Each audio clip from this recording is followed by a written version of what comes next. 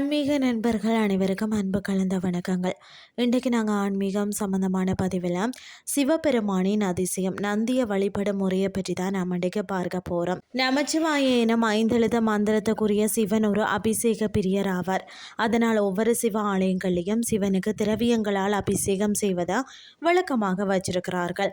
அவ்வாறு சிவனுக்கு திரவியங்களை கொண்டு செய்யப்படும் ஒவ்வொரு திரவியங்களுக்கும் ஒவ்வொரு பலன் இருக்கிறதா. இளநீரால் சிவனுக்கு அபிஷேகம் செய்தால் பேரானந்தம் கிடைக்குமா. அதே மாதிரி பார்த்தீங்கன்னா சர்க்கரையினால் சிவபெருமானுக்கு அபிஷேகம் செய்தால் மனநிறைவு உண்டாகும். தீர்க்க ஆயுள் கிடைக்க பார்த்தீங்கன்னா பசுவினால் கறந்த பாலை கொண்டு சிவனுக்கு அபிஷேகம் செய்யணுமா. அதே மாதிரி இனிய குரல் கிடைக்கணும்னா சுத்தமான தேனை கொண்டு அபிஷேகம் செய்யணும். அதே மாதிரி தயிரால் சிவனுக்கு அபிஷேகம் செய்யணும்னா சகல சம்பத்தும் கிடைக்குமா. தூய நல்லெண்ணெயில் வாசனை திரவியங்களை கலந்து சிவனுக்கு அபிஷேகம் செய்தால் நோயற்ற வாழ்வு கிடைக்குமா. கரும்பு சாற்றால் சிவனுக்கு அபிஷேகம் செய்தால் உடல் வலிமை பெறுமாம். சிவனுக்கு பஞ்சாமிர்தத்தால் அபிஷேகம் செய்தால் சகல காரியங்களும் வெற்றி கிடைக்கும்.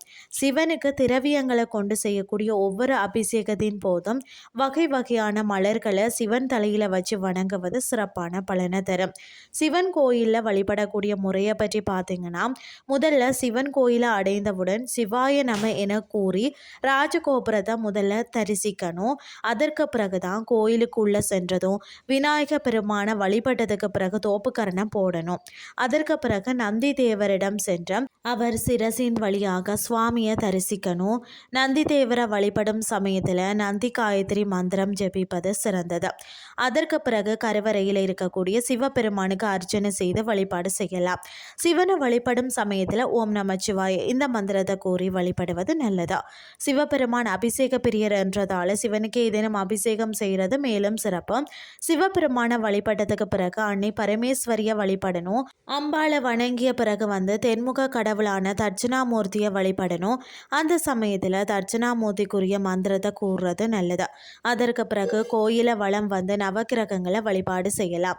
பொதுவாக சிவன் கோயில வளம் வருகையில் 3, 5, 7 என்ற எண்ணிக்கையில் வளம் வருவது நல்லது. வளம் வருகையில் ஓம் நமச்சிவாய இந்த மந்திரத்தை ஜெபித்தவாறே நீங்கள் வளம் வரலாம். சரி, நந்தியின் குறுக்கே ஏன் செல்லக்கூடாதுன்னு சொல்லி பார்த்தீங்கன்னா சிவன் கோயிலில் வாசலில் கொடிமரத்தை அடுத்து நந்தி மண்டபம் காணப்படும் இல்லையா. பிரதோஷ காலத்தில் இவருக்கு முக்கியத்துவம் கொடுப்பார். நந்தியின் குறுக்கே செல்லக்கூடாது எனவும் தடை விதிப்பார். இதற்கு காரணம் இருக்கு என்னன்னு சொல்லி பார்த்தீங்கன்னா இது சிவனின் வாகனம்.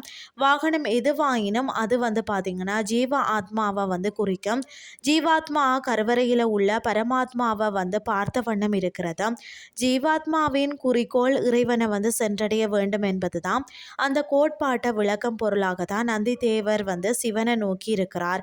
ஆகவே பக்தர்கள் நந்தியின் குறுக்கே செல்லக்கூடாது என்றும் இது கடவுளை அடைய நினைப்பவர்களை தடுக்கும் செயலுக்கு ஒப்பாகும் என்றும் சொல்வார்கள்.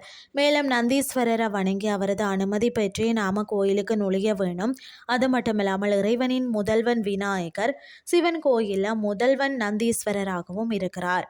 இன்றைய ஆன்மீகம் சார்ந்த பதிவு உங்களுக்கும் பிரயோசனமாக அமைஞ்சிருக்கும்னு சொல்லி நானும் நம்புகிறேன். இதே மாதிரி மற்றும் ஒரு ஆன்மீகம் சார்ந்த பதிவோடு உங்களை சந்திக்கிறேன். நன்றி.